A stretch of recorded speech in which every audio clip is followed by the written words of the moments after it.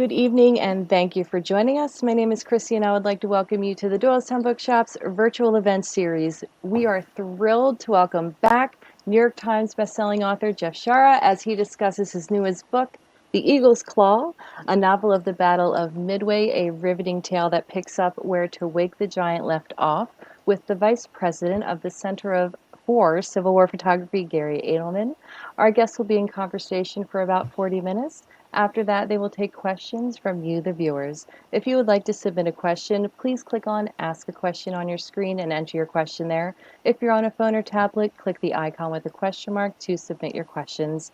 If you would like to purchase the books in this series from the Doylestown or Lahaska Bookshop, click the button on your screen that says Buy the Books. We have curbside pickup available at both of our locations and ship worldwide. Now, a little bit about our guests. Jeff Shaara is the New York Times bestselling author of To Wake the Giant, The Frozen Hours, The Fateful Lightning, and many more, as well as Gods and Generals and The Last Full Measure, two novels that complete the Civil War trilogy that began with his father's Pulitzer Prize-winning classic, The Killer Angels. Garry Adelman is the author, co-author, or editor of more than 50 books and articles concerning the Civil War.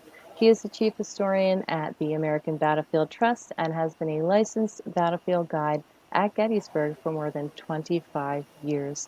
Hello, gentlemen, and thank you for joining us. Thank you. Thanks for having us. You're very welcome. I look forward to your talk, and I'll see you for the Q&A.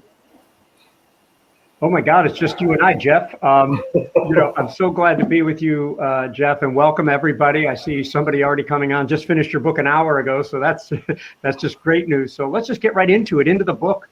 In following To Wake the Giant, where you had that was a 12-month story to really lay out the main event. You, I will say, much like the bombers on the Doolittle raid, had a shorter runway here, maybe 3 months to tell a story that really followed Pearl Harbor. Could you tell us a little bit about the book? Well, you described it. It's exactly what it does. Is it follows Pearl Harbor. What a lot of people, we know Pearl Harbor because every school child is taught. It was a disaster for the Americans. It is a defeat by every definition. It's a catastrophic defeat for the American military. And so the American military is saying, okay, what can we do? We have to strike back. We have to do something because the Japanese pretty much run amok all through the Pacific. They get to a point where they are defeating everybody they face. They chase the British completely out of the Pacific and halfway across the Indian Ocean. And the British, used to be the finest navy in the world. Not anymore. It's the Japanese. And we try to engage the Japanese. We chase them down in little fights. We go to some of their ports all over their little islands in the South Pacific to no great consequence. Nothing happens. The Coral Sea, the battle in the Coral Sea could have been decisive. You've got two task forces, one American, one Japanese, and basically the map of the Coral Sea, I love this, the engagement, it looks like this. These two groups are running around chasing each other. They never find each other. But at the same time, we sink a Japanese aircraft carrier, a small carrier, but they sink the USS Lexington, which is a major part of our carrier force. They send it to the bottom. So you can argue who won the Battle of the Coral Sea, but it sounds a little bit like the Japanese have the upper hand. We're in a jam. We don't know what to do, and something happens that changes everything. And that's a big part of this story, is that we break the Japanese codes so we can listen in on what they're saying. And they have nothing equivalent on their side. The other thing is, people don't often recognize, we have radar. Japanese do not have radar. That's an enormous advantage when a bunch of airplanes are flying at you. Had we had usable radar at Pearl Harbor, it would have changed history. But in fact, it changes history at Midway because we know what's happening and we can see them coming. And the whole story evolves around how the commanders try to figure out what to do next to stop the Japanese and what the Japanese plan to do to end the war. Because they know they're beating everybody. Nobody can stand up to them. And all they have to do is crush the American aircraft carriers and take away our entire ability to fight. And that's so they set up a scam, if you will, to attack the island of Midway, knowing that if they can grab Midway, that's bait to draw our ships out of Pearl Harbor so that they can surprise us with this massively overwhelming force. The problem for the Japanese is we know they're coming. Good, that's great. And you just completely disrupted all my questions, because now I want to ask about 5 or 6 more, Jeff. But, one thing about this is that, you hear, you just said we broke the code. Some people listening might be already saying, yeah, but we broke the code before Pearl Harbor and didn't do anything about it. And there's a big conspiracy theory around that, which is just that. But have you had to deal with popular history's telling of the Battle of Midway in a big way in writing this book, or did you feel free? First of all, to deal with the conspiracy theory in 10 seconds or less, we broke the diplomatic codes. We could understand what Tokyo was saying to its diplomats. That had nothing to do with the military codes. What Joe Rochefort did in the spring of 1942 was break the military codes. That's an enormous distinction, enormous difference. I'm sorry, what was the rest of your question? The rest of the question is, did you have any conspiracy theories to deal with in Midway, or were you able to go in pure?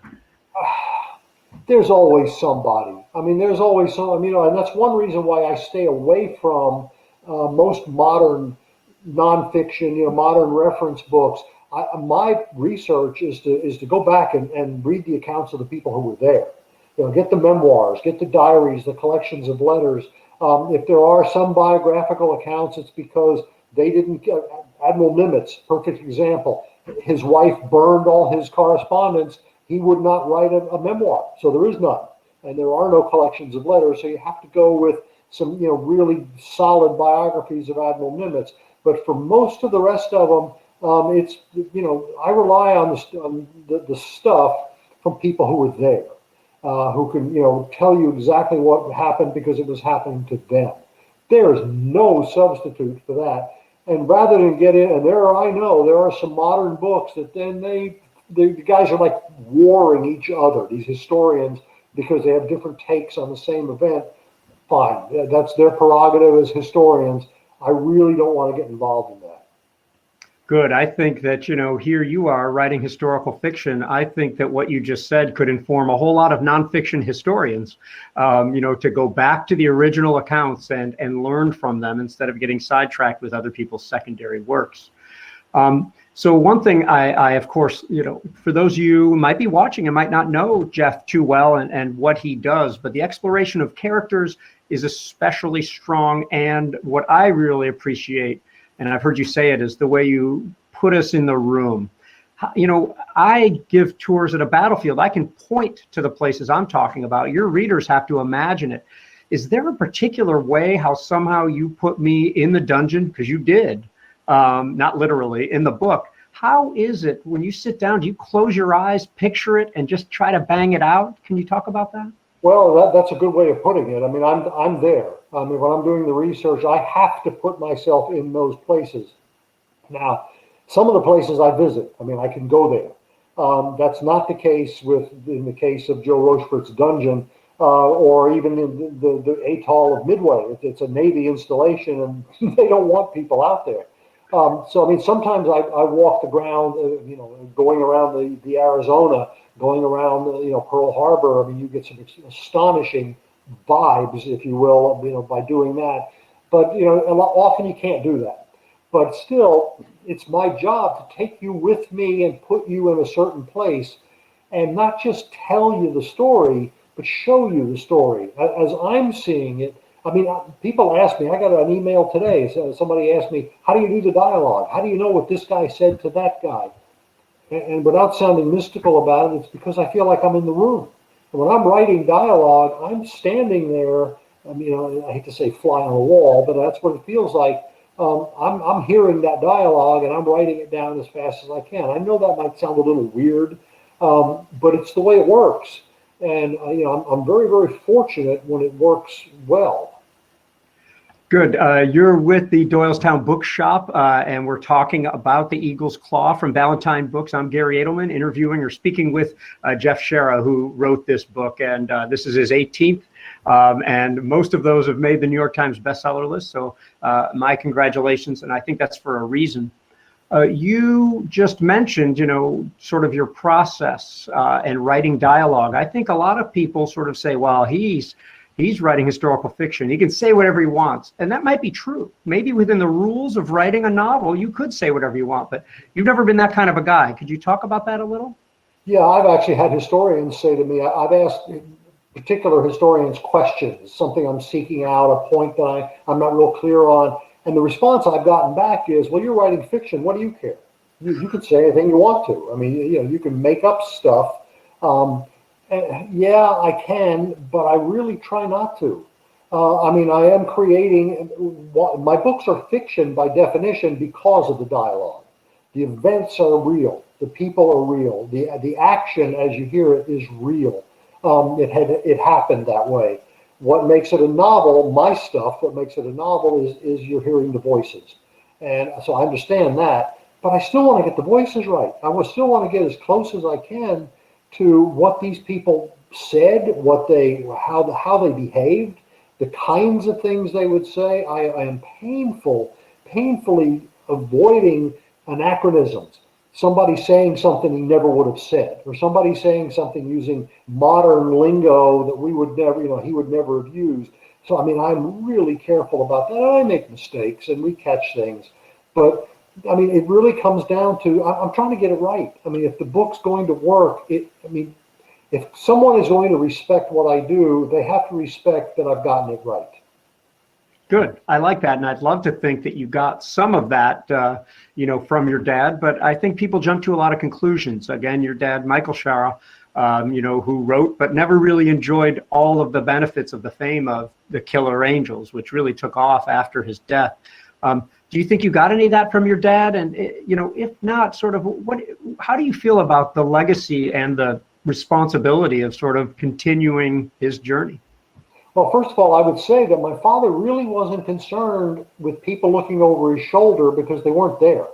So The Killer Angels was written in the 1960s, came out in 1974, but in his day, there weren't people who cared passionately about Civil War the way they do, the way they did in the 90s and 2000s, like when the film Gettysburg came out and based on The Killer Angels. All of a sudden, they want the color of the sash and the size of the sword, and I mean all these details they have to get just right.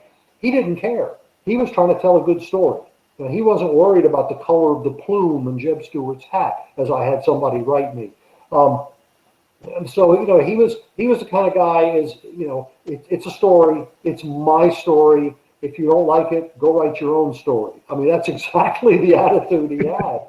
So. That being said, I mean, all that aside, no, definitely the legacy. I mean, if it wasn't for his passing at age 59, I would never become a writer.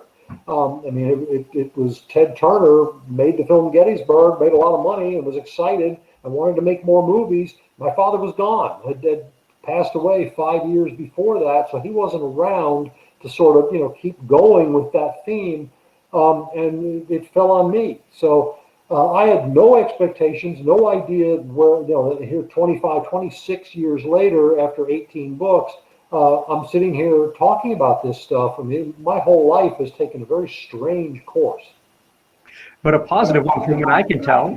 It's thrown us into knowing each other and more. And now I'm echoing, so excuse me if anybody else can hear that. What I would question then is that I know that you already said one of your father's lessons, and in talking to you, I've gotten to know them, and I don't know if there's 3 or 4 or 5, but I only know about 2 of them. You already said one, tell a good story, no matter what, tell a good story. And there was also another lesson, and for all you writers out there who might be watching or desired writers, what's the other real thing you got to do? Besides telling a good story, how do you actually get it written? I know where you're going with this. My father used to tell his creative writing students at Florida State that if you're going to be a writer, there's one thing you have to do. You have to employ the BIC method, B-I-C, butt in chair. People, and I've known people like this, and maybe you have too, that they sit on a bar stool somewhere and they complain about, oh, my book's just not getting, I'm not getting anywhere with my book. Well, my response to that is, go home and sit in a chair and write, because that's the only way it's going to happen. But yeah, he would teach his students that, if you're going to be a writer, don't leave here and go out and play football. Sit down and write something. That's good. Now, in case we have the next Jeff Shaara with us today, because I met you somewhat earlier in your process, maybe 15 books ago or something, or 12 books ago or something. And you're still that guy. And I suspect you're still the same guy as you were when you were dealing coins, and precious metals in Florida before you became a writer. I don't want to sound like I'm fanboying you here, but you're grateful, you're humble, you're nice. You interact with your fans, even the grumpy ones, as you say. So what is there? Oh no, yeah, is there pressure sort of to become another person since you're a New York Times bestselling author? And why did you tell a friend of yours to slap you if you acted a certain way? There was a time, this was in 2000, maybe 2000 actually, 2002. I had just had one of my books on the American Revolution had come out. That morning, it was July 4th. That morning, I was on the Today Show. I mean, that was pretty cool. Katie Couric interviewed me. There was a story on the front page of USA Today about me. I took a train down to Gettysburg, and I ran into a good friend of mine there, Craig Hafner, and he said, "Hey, have you seen Amazon this morning?" No. "You're number 2. David McCulloch was number 1, and Rise to Rebellion, my book on the Red War, was number 2. Well, that was pretty heady stuff. And I remember sitting in a restaurant in Gettysburg across from a couple of good friends of mine who were good friends still, and we were talking and laughing and saying, no matter what they would say, I would say, well, that's all fine, but today it's all about me. And we were having a good laugh over this, and then I got serious, and I said to one of the guys, I said, if you ever hear me sit down in some interview or someplace and suddenly get very serious and say something like, well, my books are important because, I said, you have my permission to reach across the table and just slap me because I'm being an idiot, and I don't ever want to be that guy. I enjoy meeting people, and I've sat next to authors who apparently don't enjoy meeting people and listen to rudeness and obnoxiousness. I can't do that. I would never do that. You come up to see me at a book signing, you'll get my time, besides my signature. I'm grateful you want to buy my book. I mean, who wouldn't be grateful at that? If there's 30 people standing in front of me, they all want to buy my book. I'm going to be as gracious as I possibly can because I'm grateful for that. Good. In case you're just joining, this is the Doylestown Bookshop. I'm Garry Adelman. I'm talking to Jeff Shaara about his new book about the Battle of Midway, The Eagle's Claw. Jeff drinks scotch. He loves Ben Franklin. But let's move on from one of his other characters here to some of the Eagle's Claw characters, because we have some returning from Pearl Harbor, Yamamoto and some of the others, but now is the emergence of Rochefort, who was in it, but not much before, I think, and Nimitz. So who were you really identifying with while working on this book, and maybe now? Well, I try not to do that because then if I'm identifying particularly with a character, as my father did with Joshua Chamberlain, by the way, in The Killer Angels, if I do that, where I fall in love with the character so much that I'm speaking, that they are speaking my words, the book doesn't work, because then you hear me. And I don't ever want you to hear me in a story. I want you to hear the characters. So, but that being said, characters like Gunny Sergeant Ackroyd on Midway, those of you who remember Lee Ermey, who was this crusty gunnery sergeant Marine, who was on all over the History Channel, and he passed away recently. He was in Full Metal Jacket, the movie. That's who came to my head in writing that story, and I realized that that guy is perfect. You need that, particularly as a Marine. So he's one character. Then you've got the fighter pilot who's young and very well trained, but he has these guys have never fought an enemy before. They've never been up in a plane where somebody's shooting at you. I mean, they've got all kinds of training missions. Doesn't mean anything.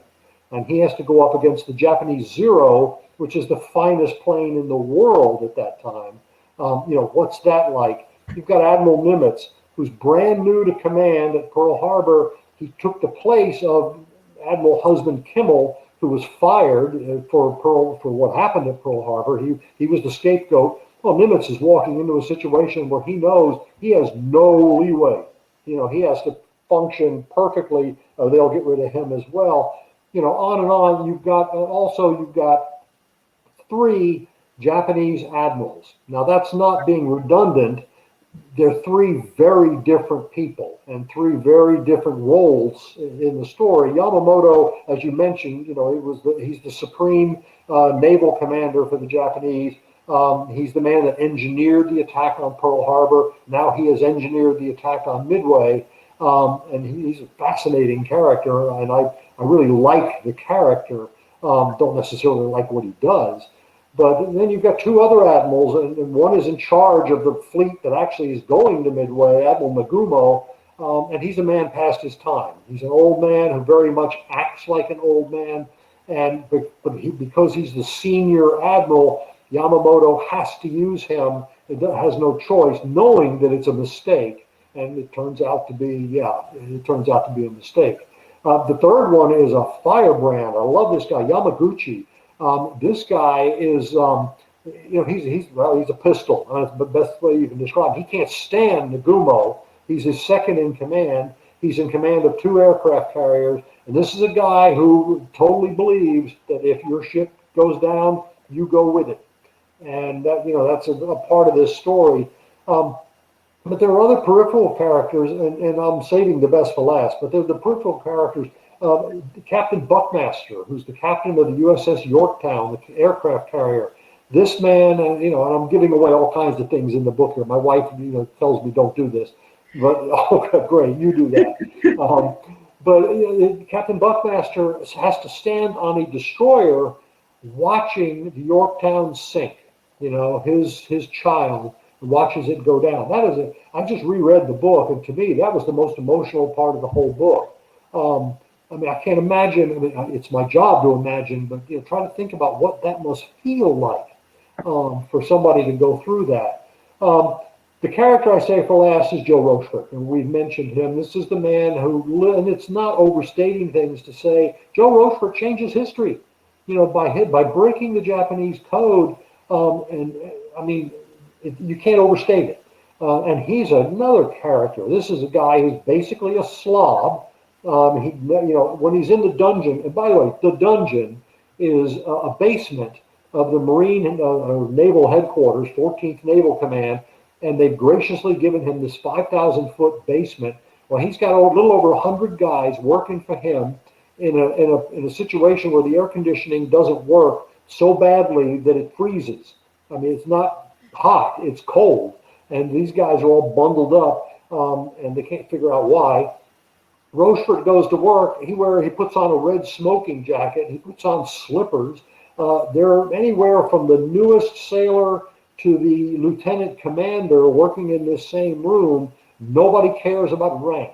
You don't say yes, sir. You just do your job, and first names abound, and people are allowed to wear dungarees.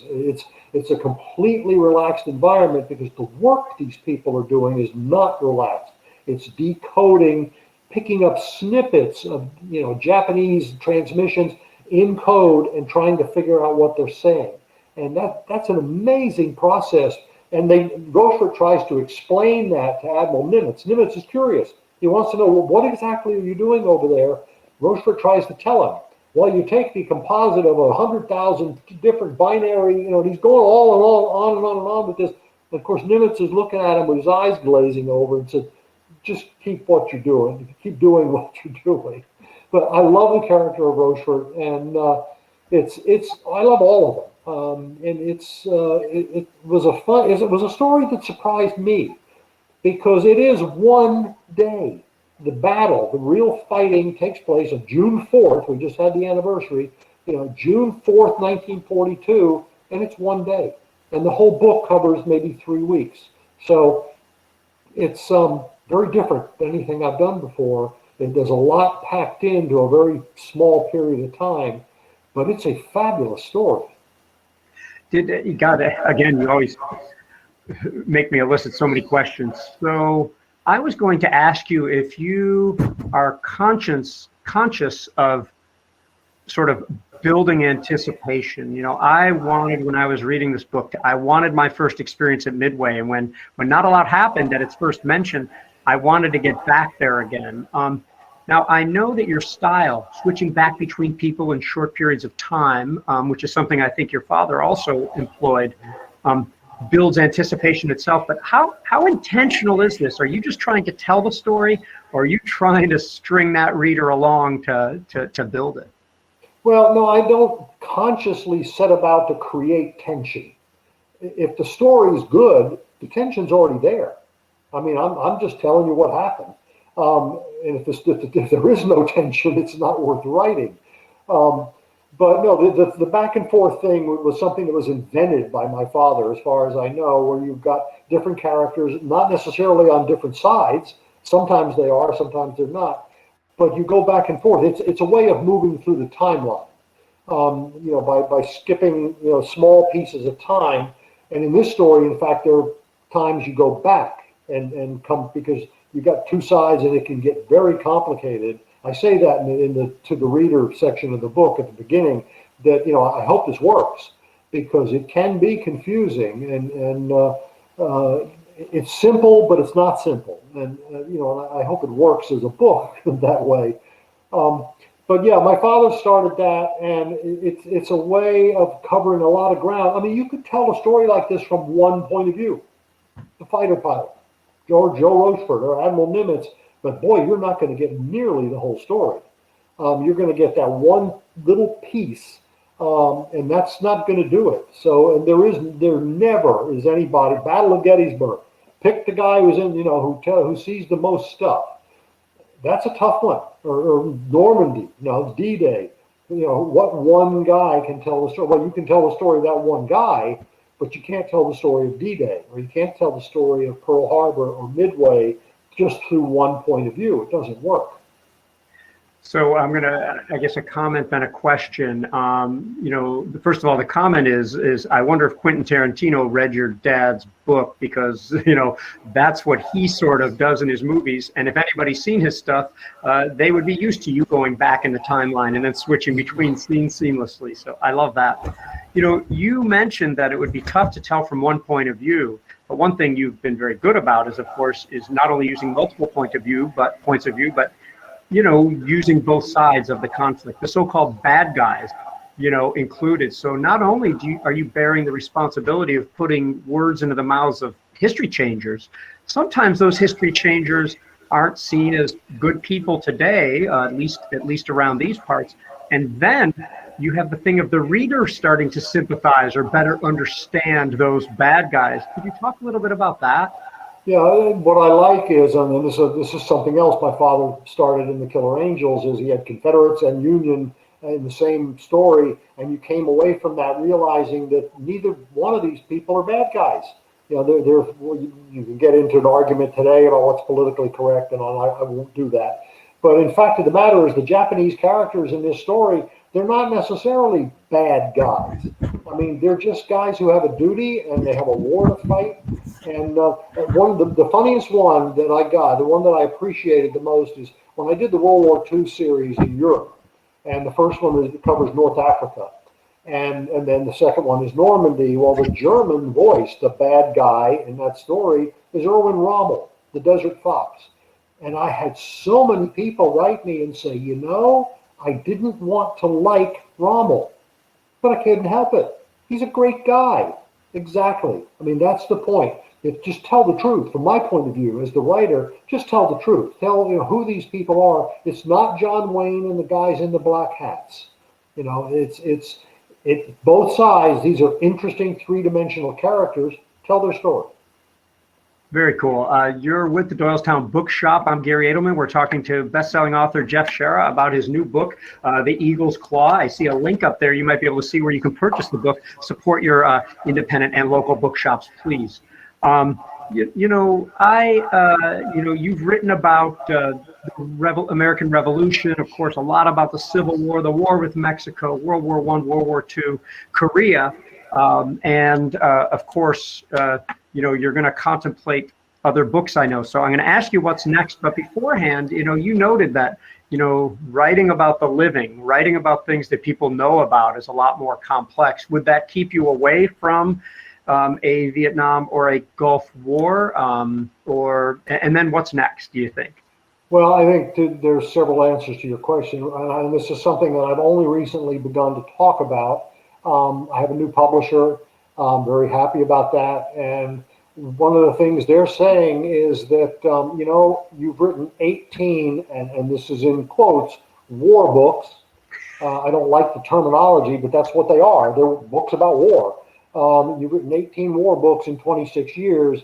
It really would be nice to go somewhere else, and not radically somewhere else, not writing romance novels, although, well, maybe not.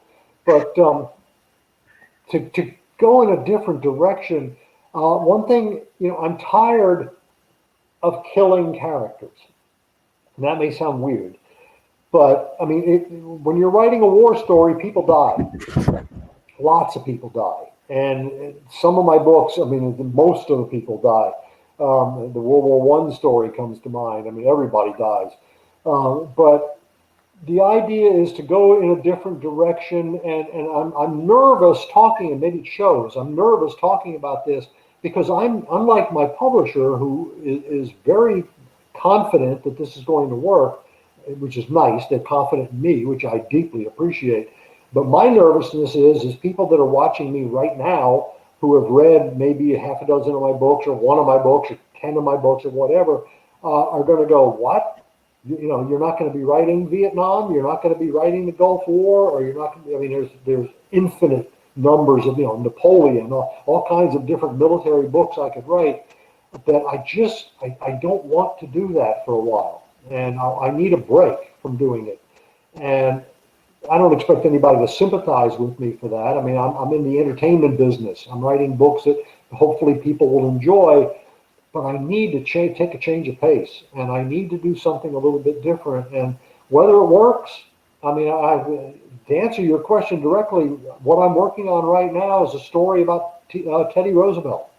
And not the biography of Teddy Roosevelt. There's plenty of those, but a story that it's a little complicated and it's fun, and it shows how much. And I will make this argument to anybody that TR was the second greatest president we ever had after Abraham Lincoln. And I already have had arguments about that. That's fine. Everybody's entitled to their opinion.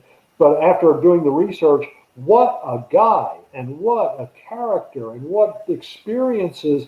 And I want to play with that. And that's what's next. It's going to take me a couple of years. And I cannot see one thing also. I've done 3 books in 3 years.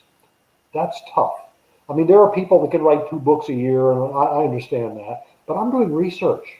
And my research takes longer than it takes to actually write the manuscript. But doing 3 books in 3 years, I need a break. I just need to take a breath. And so that's what I'm hoping to do. And I hope there aren't a whole bunch of people out there who just click off because they're not interested in what I have to say beyond the books I've already written. Well, let me keep some of those people on by suggesting that even though you said you're not going to do a war book, that you must be writing about the Spanish-American War and the Battle of San Juan Hill with Theodore Roosevelt. That's a very small part of his life. Indeed. I did read the book Theodore Rex, and ever since then, I've wanted to read more about him, and he's in my top 6 presidents, so we may have to have a little argument about whether he should fall into the second later. I do want to lighten things up a little bit because we haven't talked too much about you, which is honestly my favorite subject when we sit down for these conversations. So, you've got a name that you usually don't see elsewhere. You do a family around the country, so there are other Shaaras, but there's 2 A's in there. Your name used to have a couple of R's in it. So what's your connection back to Italy, and do you still go to that place? Oh, well, if not for COVID, we would have gone this year, I'm sure. But no, we would go to Italy a couple times a year. No, my family's name is Sciarra, S-C-I-A-R-R-A. And they came out of South Central Italy in 1902, came through Ellis Island. And the lore, as we have it in our families, my grandfather was the oldest son. I am the oldest son of the oldest son of the oldest son, which is kind of cool, especially in Italian families. That's a big deal. But not that I make people kiss my ring or anything. But my grandfather, the oldest child, they settled in Jersey City, New Jersey. He went to a school that was a Dutch school. And the Dutch teachers or whomever looked at his papers and said, "Oh, well, no, we need to change the spelling of your name." So they put the two A's in the middle of it, and which makes sense being Dutch. That there's a logic to that. But he goes home and to my great grandparents who can't speak English and shows them this thing, and they say, "Okay, well, we're Americans now. I guess that's what we do." But I'm definitely an immigrant, from an immigrant family. I'm a second generation Italian. My father was first generation. And there are Shaaras all over the country and then offshoots of that, in a lot of places. It's a good family to be a part of. And but it's fun to be Italian. I love going back to Italy. I've never been. Benevento is the city, which is inland from Naples. Like I say, it's southern Italy. I've never been to Benevento. I really should go. Just take a train one day and go there from the coast. But we love our family. I mean, we love Italy, and maybe it's that thing that we're a part of what's going on there. So I definitely feel Italian. I know I've seen some examples where you have a restaurant that has bears your family name that you've gone to and you know them, and then get ready for a contrivance, Jeff and everybody. Because I love those. So I know I'm not aware that you speak Italian. I think you can get along in a restaurant and everything like that, but I'm always willing to suggest that you probably know more than you're willing to admit. So I'm going to pick a pop song, an older one, and just see if you can say a line from it in Italian. Let me just pull one totally out of the air. Yellow Submarine. Let's hear some of that in Italian, Jeff. You're setting me up. Yes. Tutti viviamo nello giallo sottomarino. We all live in a yellow submarine. Well done. I may have had advanced knowledge. Good. Well, Jeff, I want to make sure that we stay on time and allow some times for questions. But we have this book here. We hope that you're going to order it as you go. But Jeff, is there anything else you'd like to say about the book or say to anybody watching? What I do is a labor of love. And I mean, this is not a job. This has never felt like a job. If it does, I need to quit. But no, this is, I mean, I enjoy writing because I enjoy the people I'm writing about. And I want people to know them. I want people to be introduced to, whether it's Admiral Yamamoto or whether it's Joe Rochefort or whether it's Erwin Rommel or Ben Franklin. I mean, I want you to know who these people are because they're great characters. And the story is what it is. It's history. I'm not making history up. I'm not changing history. I'm not writing alternative history. It's just, this is what happened, but this is why. And this is who made it happen. To me, that's a much better story. All you, Chrissy. All right. I don't want to interrupt you, and we're going to have you answer these questions in Italian. Is that okay? If I fake it, would anybody know? Probably not. Our first question is from Raina. This is for both, and we'll have Jeff go first. She says, "Hey guys, which historians do you follow or admire?" Well, I mean, anybody who does history for a living, I admire. It's a tough. You've got to get a lot of things right to be a good historian. I mean, I will say I've got friends who are historians. Harold Holzer, who is probably the #1 Lincoln historian in the country. Doris Kearns Goodwin. I know I've met her a few times. I think she does the job. The big names. This is easy. It's David McCullough. People like that. At the top of their game and at the top of the league. But I'll say there's another one, and he's a park ranger at Pearl Harbor, Hawaii. His name's Dan Martinez. Dan was literally opened the door for me to do the last book on Pearl Harbor, and I dedicated the book to him. for that reason. If you're ever out there and can, go to the park where the Arizona is, look him up. And maybe he doesn't want me to say that. He doesn't want lines of people. But he's a top-notch historian, and I give him enormous credit. He supplies me with all kinds of material that I couldn't find on my own. So he's my champion right now. Well, what I guess I'll add is to say, first of all, that, I'm mostly a Civil War guy. Anybody who knows me knows this already. And there has on average been one book or booklet written about the Civil War every day since the Civil War. And most of those books are not very good.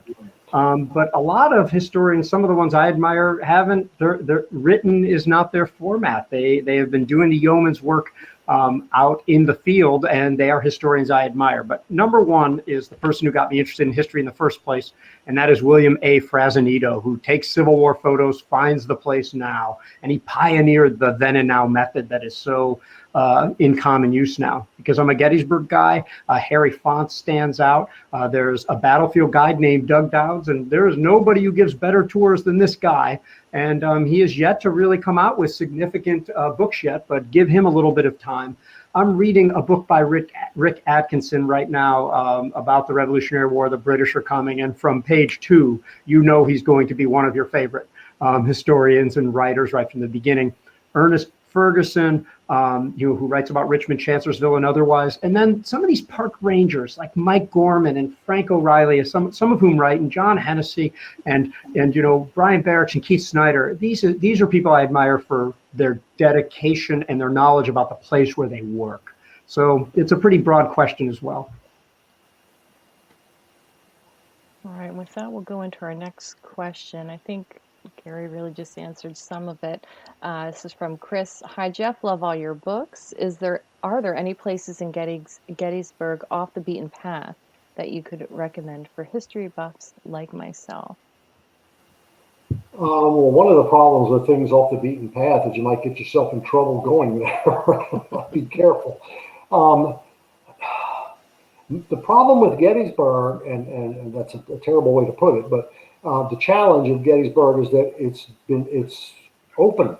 I mean, you can go everywhere. There's very little is behind some stone wall or something, not to use a pun, but I've been in battlefields where that's not the case. I've been in the wilderness in Virginia where you suddenly come to a barbed wire fence and you want to go over there because that's where Longstreet was wounded, and you find out, no, it's owned by a country club and they don't let you in. There really isn't that problem in Gettysburg, which is a good thing. So what's there is pretty much what's there. I mean, I love places. I mean, if I have to give you an answer, something off the beaten path, like Hell's Kitchen.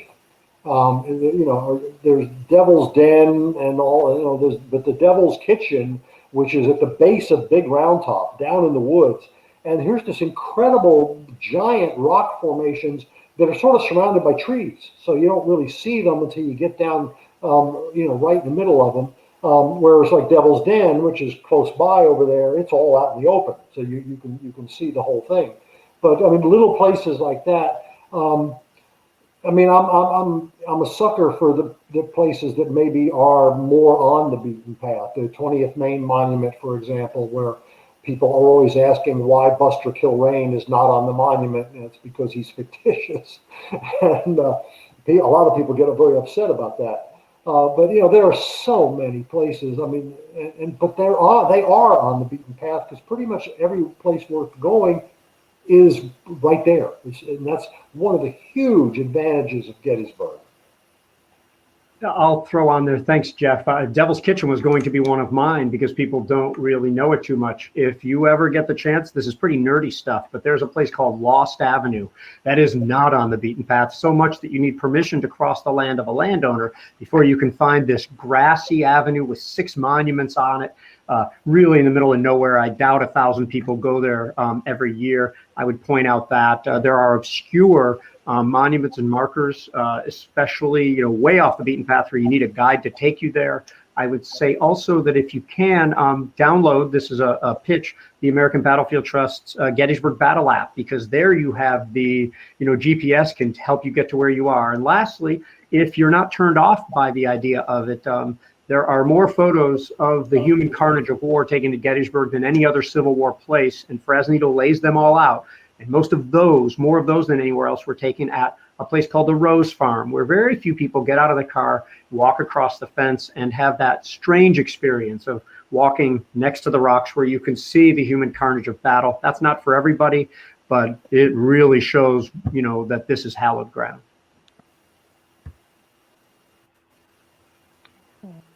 This is for Jeff from Al. Thank you, Al. And if anyone else has any other questions, now is the time to submit your final questions by clicking Ask a Question on your screen. All right. Where did you first learn about how the IGN solved the problem of the harbor at Pearl Harbor? Their Type 91 torpedo was modified with a wooden aerodynamic stabilizer attached to the tail fins, which were shed upon water entry. All other popular novels and movies seem to indicate that the stabilizer stayed with the torpedo. You are the first one I know who got it right. Well, thank you. Yes, and I go right back to what I just said before. Thank you, Dan Martinez, because he's responsible for teaching me how to get it right. And actually, there is one of these in the museum right there at the Arizona Memorial. They have one of the things. It looks like an orange crate, and it was on the back of the torpedoes. And for people who don't know, it sounds pretty esoteric stuff. Torpedoes, when they are launched by a plane, they go down.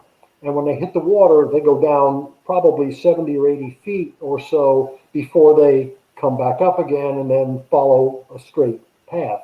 The problem with that is Pearl Harbor, they'd go right into the mud because Pearl Harbor is not that deep.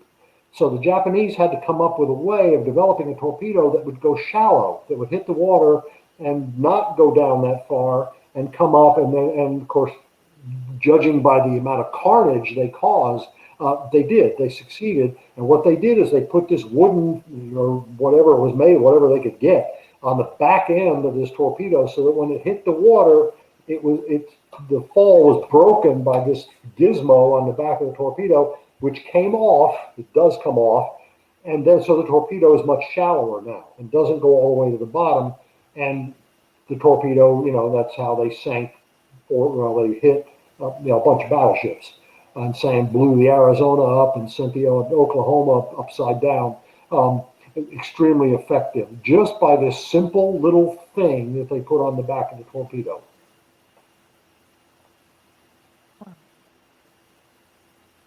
Okay. All right. This is for Jeff. What unique challenges did COVID present in completing this book in terms of travel, meetings, research, etc.?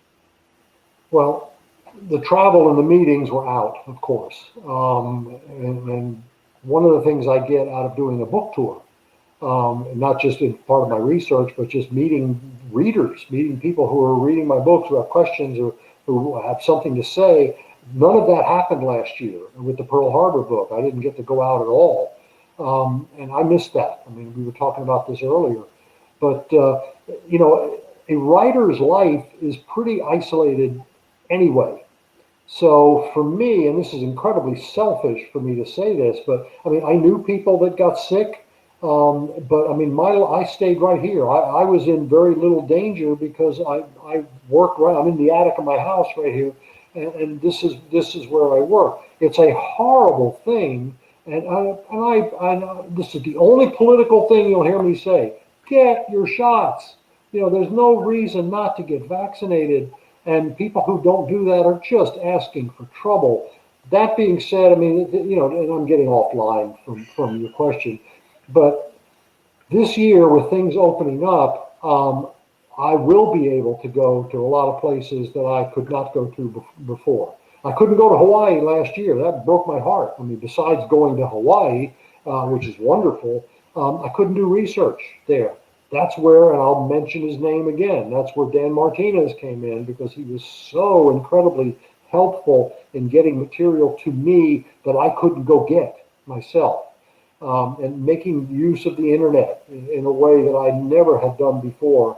Now I'm ready, like everybody else, I'm ready to get back out there. And I hope people are careful. And you know, again, please, you know, mask up still, even if you don't have to.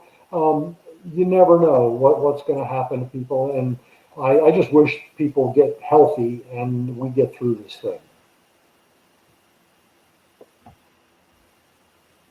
Okay, this is for both Jeff and Garry from Paul. Thank you, Paul, for your question. Did either of you ever meet James Tate in Gettysburg? Great tour guide. We spent 2 hours with him. No, I know who he is, but no, I have not met him. Yeah, I became a guide long before his death, and so I met him, was out on the field with him. He came on the first tour I ever gave before I was a guide in 1993. So Jim Tate was truly one of the old timer guides at the time. And I imagine, Jeff, that your wife might have known Yeah. Jim Tate as well. And Well, I know she does. yeah, as he got on in years, we used to fire a little toy cannon every year on his birthday to sort of celebrate it. I'm going to use this moment to say one other thing real quick, because I know, Jeff, you've experienced this with writing your To Wake the Giant, and probably with Eagle's Nest as well. Is that I, am now seen as somewhat of I connected with some of these old timers, and Jim, I believe, was at the 1938 reunion where there were 1,800 Union and Confederate veterans there. And I have shook hands with at least 100 people who shook hands with Civil War veterans. And whether we're talking about World War II or the Civil War, it just wasn't that long ago. That I've been to going on 1/5 of the Gettysburg anniversaries. Maybe that's Jeff's job, my job, and a lot of y'all watching today, our job to drag the past forward, to say what it really is not that long ago. So yes, I knew Jim Tate, and I'm glad I did, and I'm glad you asked the question. Okay, Yes, and I'm certain my wife did as well, very much so. All right, this is our last question from Chris for Jeff. Have you been approached by Hollywood again about any of your more recent books becoming a movie? No. That's the short answer. We were laughing that I don't do yes and no answers to questions, but I can give you a succinct one to that. No, I mean, and I, frankly, I mean, it's not that I'm out. I mean, I don't have an agent in Hollywood. I'm not out beating bushes trying to get somebody to make movies my book. And I would certainly welcome somebody who wanted to do that. I mean, that would be interesting. I would write a script if somebody wanted me to. But it's a strange world we live in Hollywood right now, and they just don't seem interested in the kinds of books that I write. And there's nothing I can do about that except change the kinds of books that I write. We'll see about that. But no, I've sometimes been baffled when I see somebody else sell a story that's the same story I wrote, and their story sells to Hollywood and mine doesn't. Not that I'm not bitter about it. I'm just curious. I don't really know why.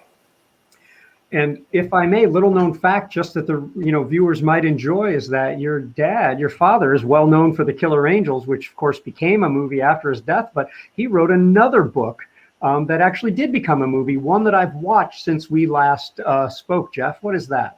Yeah, there's a baseball film with Kevin Costner and Kelly Preston called For Love of the Game. It's on cable all the time. I mean, most people have seen it and don't realize that it's based on the novel by Michael Shaara.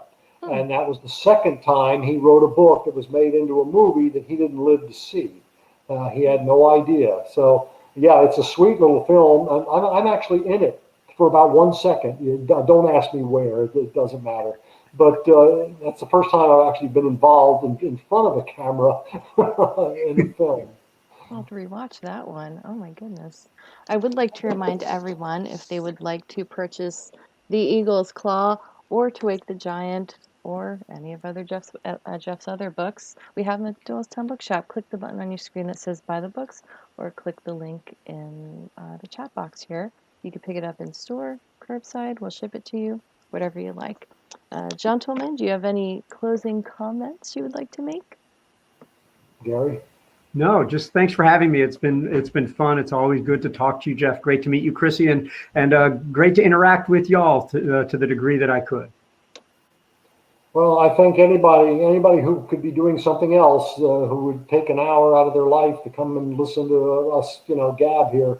I really appreciate that, and I hope you have some appreciation not only just for history but for storytelling. Because without storytelling, you don't have history, and I feel strongly about that, and that's what I try to do, and I hope people enjoy it. And they do. They do. Thank you so much for taking the time to do this with us. Again, it's always such a pleasure, and I hope for your next book we'll be able to see you in Doylestown. Thank you. All right. Thank Thank you, you. everyone, for watching, and have a great night.